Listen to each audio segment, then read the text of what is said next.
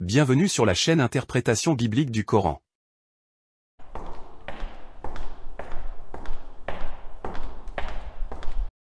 Abraham est le premier modèle de prophète guerrier que nous pouvons trouver dans les premiers récits bibliques.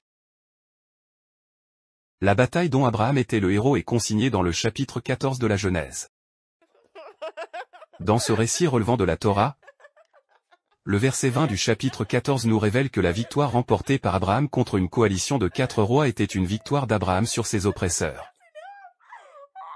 Il s'agit là d'une coalition composée des 4 rois cités ci-après. Kedorlaomé, roi d'Élam. Arioch, roi d'Élassar. Tidal, roi de Gihom. Et Amraphel, roi de Shinéar. Curieusement, nous constatons que le récit de la Genèse ne nous explique pas la raison pour laquelle le verset 20 de son chapitre 14 considère la coalition des 4 rois en question comme étant des oppresseurs d'Abraham. Faisant partie de la tradition israélite, les péripéties de cette bataille remportée par Abraham sont également relatées dans une version relativement différente, mais plus élaborée et plus édifiante, dans les légendes juives. Dans ces légendes, Amraphaël, roi de Shinéar, est identifié comme étant le roi Nimroud, voire le petit-fils de Nimroud. C'est ce roi qui avait catapulté Abraham dans une fournaise ardente pour avoir fracassé les idoles de son peuple, selon les légendes israélites. Quant à Kedorlaomé, roi d'Élam, il est identifié comme étant initialement le général du roi Nimroud. Il s'est par la suite autoproclamé roi d'Élam et il est devenu avec le temps le leader de la coalition des 4 rois susmentionnés.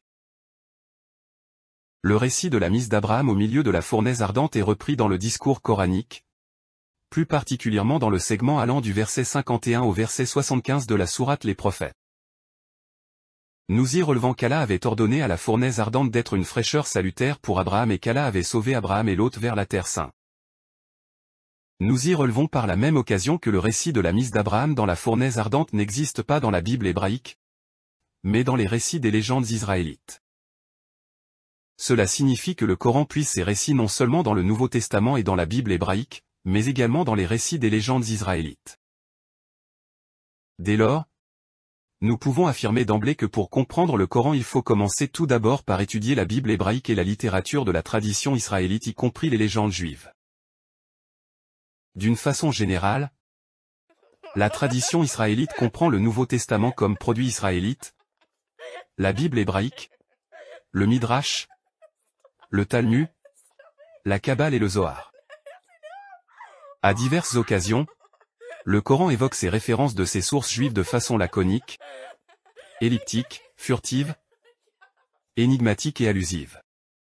Le Coran ne devrait-il pas être facilement accessible à la lecture et à la compréhension de tout un chacun?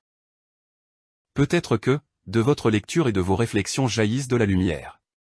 Notre rendez-vous se renouvelle à la prochaine édition.